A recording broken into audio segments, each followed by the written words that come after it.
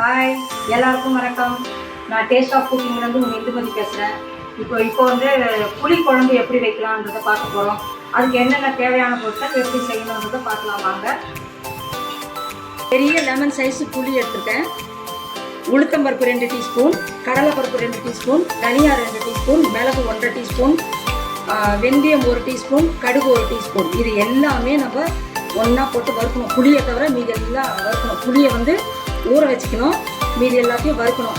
அதே மாதிரி தாளிக்கிறதுக்கு பெருங்காயம், மிளகாய், இது கருவேப்பிலை, கடுகு, உளுத்தம்பருப்பு, கடலைப்பருப்பு, வெந்தயம், ஜீரகம், கொஞ்சமாக காஞ்ச மிளகாய், இதெல்லாம் தாளிக்கிறதுக்காக வச்சுருக்கேன்.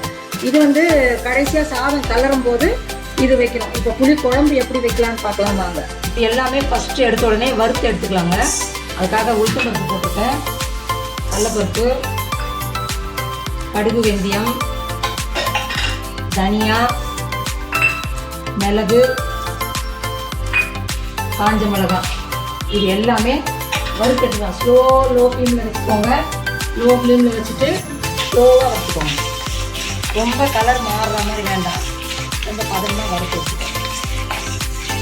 இந்த மாதிரி எல்லாமே பொரியிற சவுண்டு கேட்குது பாருங்க. இந்த பொரியிற சவுண்டு வரும்போது கொஞ்சமாக அப்படி வறுத்துட்டு ஆஃப் பண்ணிட்டோம்னா போதும். ரொம்ப தீய வறுக்க வேண்டாம். போகிறேன் அதுக்காக எண்ணெய் வந்து நல்ல ஒரு பெரிய அந்த கப்பு, சின்ன கப்பு, ஒரு 100 ml எண்ணெய் ஊற்றிக்கோங்க.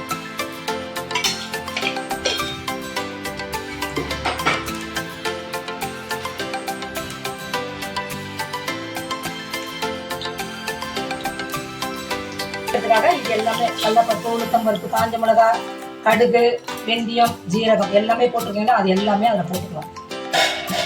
போட்டுட்டு லைட்டாக கலர் விடுங்க. பருப்பு கலர் மாறுற வரைக்கும் இருக்கட்டும். இப்போ பெருங்காயம் போட்டுக்கலாம். பாருங்க. இப்போ கருவேப்பிலை போட்டுக்கோங்க.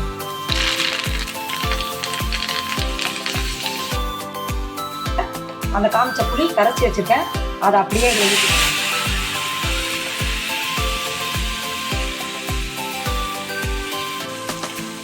நல்ல 1 டீஸ்பூன் மஞ்சள் தூள் போட்டுக்கோங்க.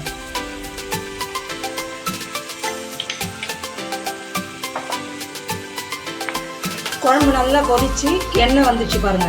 இப்போ நம்ம பொடி அரைக்கிறதுக்காக வச்சுருந்தோம்னா அந்த பொடியை வந்து இந்த மாதிரி கரைன்னு அரைச்சிக்கோங்க. ரொம்ப கரைக்கரை இல்லாமல், ரொம்ப நைஸாக இல்லாமல் இந்த மாதிரி அரைச்சி வச்சுக்கோங்க.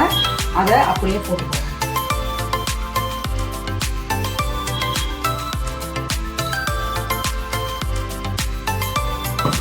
போட்டுட்டு கலந்து விட்டுக்கோங்க நல்லா.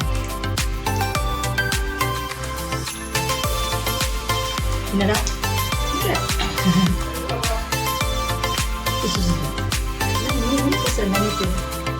சொல்லுவா. நல்லா கலந்து விட்டுட்டு அவ்வளோதான், ஆஃப் பண்ணிடலாங்க.